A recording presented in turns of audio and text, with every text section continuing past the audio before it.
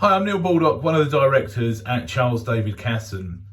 And I wanted to make this video a presentation I've given a number of times. I wanted to make this video so that we could get it out there to more landlords on educating people on the amount of legislation involved in the rental process.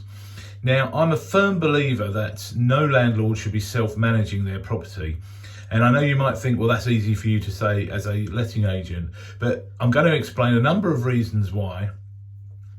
And the reason I say it is unless it is your full-time job managing rental property and you've got the channels to keep up to date with the legislation, then it's an absolutely impossible task to stay 100% compliant for landlords in this day and age. There's over 170 pieces of legislation that go along with renting a property out, and that's ever increasing. A lot of this legislation started around 2015, and since then there's been a whole raft of it, and it never seems to stop. Certainly throughout the COVID pandemic, we've had multiple new pieces of legislation and legislation changing constantly throughout that period. So I'm not going to be able to talk about the whole 170 pieces of legislation in this presentation, but what I want to do is just give you a brief outline. If you'll just give me 10 minutes of your time just to explain to you why it's a very dangerous thing for landlords to be self-managing properties these days, as I say, unless it's your full-time job and you've got time to keep on top of all of this legislation. So yes, you can use letting agents such as ourselves to find you tenants. But a big part of our job is the management side. And historically, people used to think of property management as maintenance. Now, don't get me wrong, we do deal with a lot of maintenance. We've got a full-time maintenance manager here at Charles David Casson. However, the majority of our work these days is actually dealing with legislation and keeping our landlords compliant and making sure that you do not get fined and wipe out your whole profit from your rental property. So let me run through a few of those things and just try to explain to you why property management is not about property maintenance anymore. Of course, properties have to be maintained, but we really need to recognise that in this day and age, renting a property out is actually a business. It's not just a buy-to-let hobby anymore. It is a full-time business. So, as I said, there's over 170 pieces of legislation. We've got things like the Tenant Fee Ban, the Deregulation Act, the HHSRS, the Housing Health and Safety Rating System, Homes Fit for Human Habitation, the deposit regulations, we've got smoke and CO2 alarm regulations, we've got right to rent, we've got energy performance regulations, electrical safety, gas safety, and the list goes on and on and on. So the thing is with all of this is it all culminates in either a fine for the landlord getting it wrong or a rent repayment order in some circumstances, so the tenant could actually claim all of the rent back from you if certain things haven't been complied of, or it can result in you not being able to get possession back of your property. And this is very easy. A lot of this legislation is very intricate and it's very easy to fall foul of it simply by not serving one document, not doing one thing can really cause big problems within the rental market. So the tenant fee ban, let's talk about that. Came in a couple of years ago now. There's actually only 3 things that can be charged to a tenant, and one of those is rent. One of those is a deposit, which is now capped at 5 weeks rent. And one of those is a small administration charge if the tenant wants to, say, change a term in the contract or something similar. The problem with the tenant fee ban is there's actually a £5,000 fine for each breach of it. So we often see landlords come to us and say, this is the arrangement I've got with the tenant, or this is the deposit I'm holding, and it's actually still a couple of years on too much money. They haven't refunded part of the deposit and they're still holding over a 5-week deposit. And every time something is breached, every time something is charged to a tenant that's not one of those three things I've mentioned, there's a potential to be fined £5,000, not once, but for each breach of that act. So it's a really serious kind of problem. And again, fairly easy to fall foul of if you decided to, let's say, for instance, charge the tenant,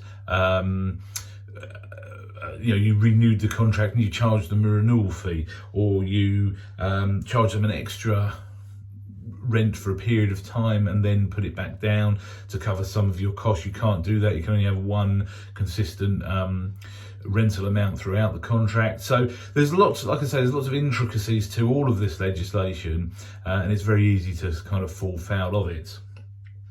Another thing is right to rent. Now, yes, when you use a letting agent, we will do the right to rent checks for you when we set the tenancy up. But that's an ongoing obligation for you as the landlord at every point throughout the tenancy. When it renews, you need to check that your tenant still has the correct legal status to remain in the UK. And actually, it's not just the tenant that's named on the tenancy agreement, it's any tenant that's over the age of 18. So, perhaps you moved a tenant in a couple of years ago and their children are getting older and one of them then becomes 18. Have you done the right to rent check on that child as they become an adult? As you renew the tenancy, have you then rechecked that their immigration status is still valid? Again, these are criminal matters. These are not just things you'd be fined for. The right to rent, a breach of that and actually not reporting it, you have an obligation to report any breaches of immigration status, and if you don't, that is considered a criminal matter. We've got this big piece of legislation called the Deregulation Act. Now, what this is there's a certain number of documents that have to be signed and proven that they've been provided to the tenant at the start of a tenancy. Now, that can be when you find a tenant and put a brand new tenant into the property, but it also applies when you renew a tenancy, because every time you sign a new contract in the lettings world, that becomes what we call a new tenancy. And a lot of the legislation applies to any new tenancy. So even if you've had your tenant for 10 or 15 years, you sign a new contract with them, you're actually entering into a brand new tenancy, and lots of legislation applies. The problem with the Deregulation Act is it's very easy for you to forget to serve one of those documents, or you might not even know what those documents are under the Deregulation Act. So we're very systemised. Our systems are set up to automatically serve those documents, and our contracts cannot be signed unless all 5 of them are ticked, or so actually 6 now, sorry, because we've now also got the electrical safety certificate. So this is what I mean, it's ever changing. But the consequence of getting that wrong is that you can't serve what's called a Section 21 notice, which then means you can't get possession of your property back. So simply by not serving, let's say one of them is the gas safety certificate, or another one is the how to rent guide, the government document that you have to provide to tenants before they enter into a tenancy agreement. If you forget to do that and you have a year's tenancy, let's say, and then you decide you want the property back and you go on and serve what's called a Section 21 notice, that is there to simply gain possession of the property back, just to say, I want the tenant to leave, I want the property back. You could be doing it because you want to sell it or you want to move back into it. If the tenant then contests that and then it goes to court and you haven't served the correct documents at the start, what will have happened is you'd have given 2 months notice to the tenant, and they will contest it, and the court will say, well, actually, your notice is now invalid because you didn't comply with the Deregulation Act at the start of the tenancy or at the renewal of a tenancy. So they will throw that case out of court, and then you will have to go back and then serve the correct documentation, and then you will have to serve the Section 21 and wait another 2 months, and then another X amount of time, depending on how busy the courts are, to get it back into court. So simply by not serving one document, one piece of paperwork at the start of the tenancy, or indeed if you've been managing it for a while and then you do a renewal yourself and don't serve that piece of paperwork, that's going to prevent you from getting possession of your property back, which could be obviously a major problem for you depending on your circumstances at the time. We've then got the deposit regulations. So if you decide to register a deposit yourself because you want to manage the property yourself, you decide, I'll take the deposit, I'll register it myself. First of all, it can only be a maximum of 5 weeks rent now. So if you're holding a deposit at the moment that is over that amount, you urgently need to give it back to the tenants. However, if you don't register a deposit properly, the fine for doing so is 3 times the deposit amount plus the original deposit. So let's base that on, let's say, £1,000 a month rent, 5 weeks rent, you're probably looking around about an £1,100, £1,150 deposit, times that by 3 plus the original deposit. So you're in for a good few £1,000s worth of fine there. And the thing is with deposit registration, it's not just about putting the deposit with one of the approved schemes. There's also paperwork that has to go along with it for it to be properly protected. So you have to serve something called the prescribed information and the terms and conditions of that scheme. And depending on which scheme it is, you may even have to serve a deposit registration certificate. So there's lots more involved than simply saying, yes, I've paid the money across to that scheme, I've registered it. You have to have also served the correct documentation. Again, if you haven't done that, not only are you liable for the fine, but you will have problems with getting possession of the property back as well. So you can start to build a picture that it is very, very easy to fall foul of things here, and it's very easy to get yourself into quite a lot of trouble and a lot of financial penalties.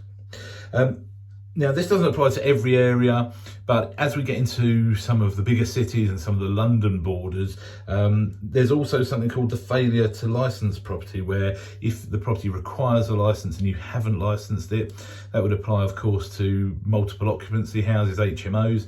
If you don't license those properties, you could actually be sued by your tenant, and the council can put in what's called a rent repayment order, where you would then have to pay back all of the rent that you've collected to the tenants. So again, a massive problem for you. Now, obviously, I could speak about this for hours and hours and hours, and this is just a little taster, just something to get you thinking. Do you know what? For that 10% management fee, let's say, actually having professionals behind me, having professionals to advise me on this and manage all of this is actually, in the long run, going to save me a lot of money, because if I, as a landlord, get this wrong, I'm in for some heavy fines, not being able to get the property back, and just some big problems which will wipe out all of the profit that you've perhaps made over the year anyway. Just finally, I just want to cover off, because what a lot of landlords say to us is, look, I've got my own maintenance people, I've got my own, my mate Dave's a plumber, or someone's an electrician in the family, etc. And that's great, and I understand that. And we can actually use those people if we're managing it. We can use those contractors, and we can actually still give them the work. There's no problem with that. But what we do find is, as I say, people just believe managing a rental property is all about the maintenance, and hopefully I've demonstrated there's a lot more to it and a lot more to think about.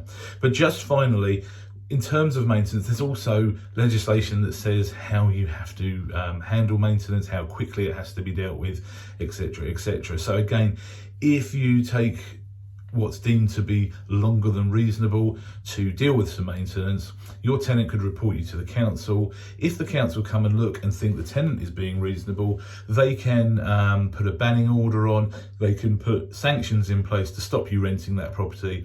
They can put what's called an improvement notice in place to stop you renting it out until you've actually brought it back up to standard, or done whatever the council believes is reasonable to get the property into a fit state again.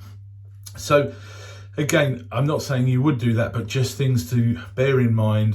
Sometimes what you think is reasonable might not be the same as what the council thinks is reasonable. And ultimately, it's all about the burden of proof. So we have systems that we use for recording maintenance that are time-stamped. There's a full audit log, when the tenant reported it, what we've done about it, what the landlord's done about it, etc. So if a tenant ever tries to take one of our managed clients to court on the basis of a maintenance issue, we have all of the evidence there to hand, ready to show that actually that's not reasonable and our client has acted in the appropriate manner.